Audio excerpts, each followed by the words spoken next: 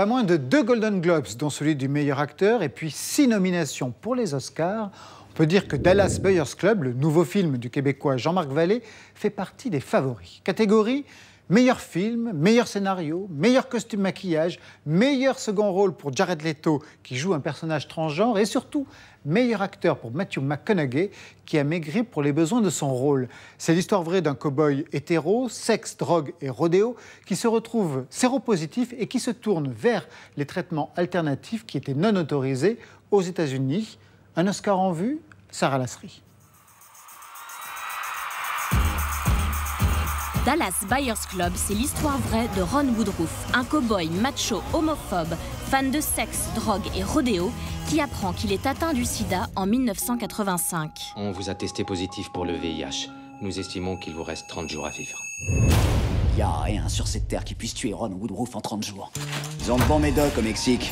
Le film part déjà favori aux Oscars grâce aux performances de Matthew McConaughey et Jared Leto, tous deux vainqueurs du Golden Globe. Les deux acteurs américains ont opéré des transformations physiques saisissantes pour jouer le cow-boy Ron. Profitez bien de votre vie. Et le travesti Rayonne. Je crois que le décolleté est un peu trop plongeant. À tel point que le réalisateur québécois Jean-Marc Vallée a d'abord été choqué par leurs incarnations. Pour moi. La première semaine, Jared et Matthew, les deux, ils arrivaient avec leur personnage et très bien campés. Mais je trouvais ça tellement gros, presque caricatural. C'est la comédie. Je pensais que je commettais un suicide professionnel. Et là, j'allais les voir. Je leur disais, hey, les mecs, less is more. On en fait moins, s'il vous plaît. Et donc, mon réflexe a été de me reculer, d'être assez loin d'eux. Pas trop près. On fait pas de gros plans. Ou si on en fait, on se couvre et peut-être vais-je les utiliser. Et finalement, au montage, j'ai pratiquement pris que les prises more is more. Et c'est une leçon. Belle leçon. Je te cherche partout, Lucky Luke. Écoute, princesse, à moins que t'aies plus d'argent ou de nouveaux clients, je suis occupé. Tu mérites pas notre pognon. Jean-Marc Vallée s'est toujours intéressé aux exclus, aux personnages en marge de la société. Que ce soit le jeune Zachary dans Crazy qui découvre son homosexualité dans le Québec des années 70, ou le personnage de Vanessa Paradis dans Café de Flore qui tente d'offrir une vie normale à son fils trisomique, Jean-Marc Vallée pose sa caméra sur des personnages en avance sur leur temps qui luttent contre une société rétrograde. Vous êtes au seul établissement de Paris à avoir fait preuve d'audace et de sensibilité à son égard. Vous n'allez pas abandonner? Laurent est un garçon comme les autres, il a droit à l'école comme les autres. Avec un temps de tournage limité et un budget réduit, Jean-Marc Vallée s'est trouvé contraint de tourner en équipe restreinte, sans lumière artificielle. Il s'est inspiré des techniques de mise en scène de John Cassavetes, pionnier du cinéma indépendant américain. Il a été un des premiers à le faire, à prendre une caméra, à pas éclairer et à pas donner de marque aux acteurs, à les laisser libres dans l'espace. Et...